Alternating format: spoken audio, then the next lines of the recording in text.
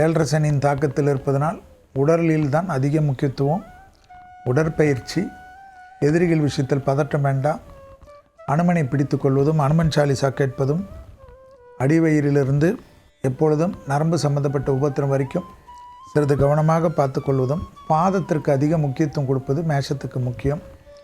மற்றபடி உங்கள் வாழ்க்கையில் தாய் வழி உறவு, தந்தை வழி உறவு கவனமாக இருக்கக்கூடிய ஆண்டு.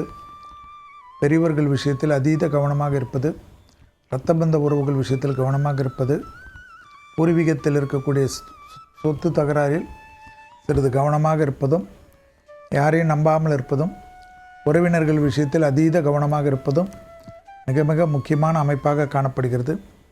நீண்ட நாட்களாக இருந்த பிரச்சனைகள், தேக ஆரோக்கியத்தில் இருந்ததெல்லாம் சரி செய்து கொள்வீர்கள். மருத்துவமனைக்கே செல்லாத மேஷராசிக்காரர்கள் கூட நீங்களாக சென்று உங்களை தயார்படுத்தி கொள்வீர்கள். அதே சமயம் ஆச்சரியத்தக்க முன்னேற்றம் எதில் ஏற்படும் என்றால், தொழிலில் புரட்சிகள், உத்தியோகத்தில் மாற்றங்கள், படிப்பில் ஏற்றங்கள், அரசியலில் அனுகூலங்கள், புது பொறுப்புகளுக்கு வருவது, ட்ரஸ்டில் ஈடுபாடு செய்வது, சோஷியல் சர்வீஸ் செய்வது, தனிப்பட்ட நண்பர்கள் எல்லாம் சந்திக்காத இருந்த மேஷராசிக்காரர்கள் நல்ல நண்பர்கள் வட்டத்தில் ஏற்படுவது, நல்ல குழுக்கள் ஏற்படுவது, உங்களை சுற்றி எப்பொழுதும் ஒரு புன்முகத்துடன், ஒரு எப்பொழுதும் சந்தோஷத்துடன் இருக்கக்கூடிய சூழ்நிலை 2026ஆம் ஆண்டு நிச்சயமாக கிரகங்கள் ஏற்படுத்தி கொடுக்கும். வெளிநாட்டு தொடர்புகள் ஆச்சரியத்தக்க முன்னேற்றத்தை ஏற்படுத்தி தரும். பெரிய அளவுக்கு பண வரவு ஏற்படும்.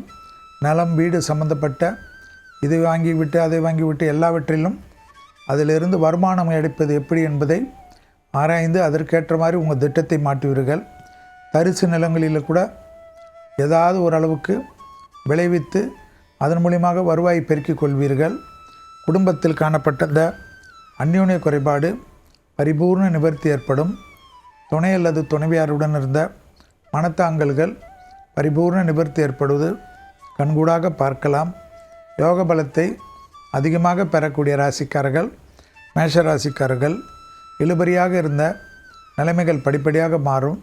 சுபகாரியத்தில் சிறு சிறு தடைகள் போனாலும் கண்டிப்பாக எப்பொழுதும் மேஷராசிக்காரர்கள் குலதெய்வத்தை மானசீகமாக பிரார்த்தனை செய்து கொள்வதும், பிரசித்தி பெற்ற அனுமன் கோயில்களுக்கு செல்வதும், வண்டி வாகனங்கள் அனுகூலங்கள் நிச்சயமாக ஏற்படுத்தி கொள்வதும், தொலைதூரத்தில் இருந்தாலும் தாயாருடன், தந்தையாருடன், சகோதர சகோதரிகளிடெல்லாம் மனமிட்டு பேசுவதும், எல்லாம் செய்துவிட்டு திட்டுவதை மட்டும் தவிர்த்து கொள்வது நல்லது தரும்.